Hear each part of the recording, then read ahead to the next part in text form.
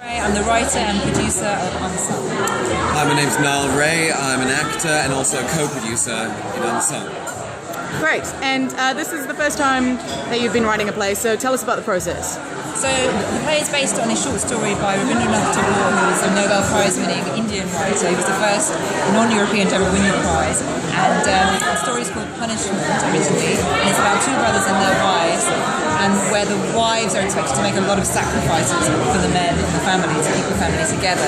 And in Unsung, what I've done is transplanted that story from 19th century rural Bengal to modern day London within a modern British Asian family, and the same story kind of unfolds amongst this family, and it kind of asks the question of how far have we really come in the kind of struggle for gender equality, but also what would you sacrifice for your family to keep your family together. So that's kind of been the process. Great. And so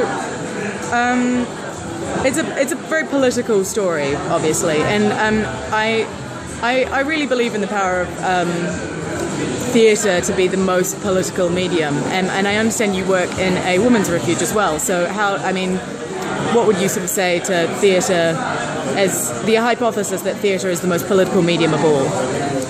I think it's a very interesting one. My intention with the play, and because of my work with women and the stories I've heard, is to make their stories heard, and I can do that through my writing, through theatre. I can share their stories with a huge audience and kind of cast some light on this problem of domestic violence and the problem of inequalities in families. So I think theatre is political for me anyway. I think everything is political. Everything is about decision making and about equality and inequality. So it is a political play, but however, having said that, it's a play with a serious message, but it's also a funny and moving family drama. Great. And so another political idea about theatre is that it's basically the institution of the white middle class, and that's primarily what audiences are composed of. So what have your audiences been like? The thing we've been proud of is the fact that, yes, we do get very different audiences.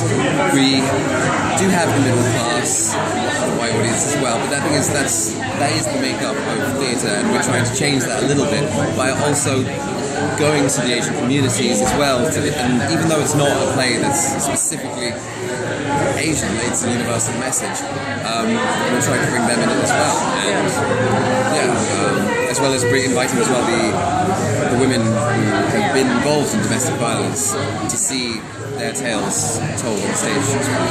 And then the nice thing about the show is that it has brought in a different audience, both in London and here. A lot of people who came to see it have never been to the theatre, for example, the women from the refuge. So it's kind of bringing in new audiences as well, which is great. It's so wonderful that my play was someone's first experience in theatre. That's an amazing feeling.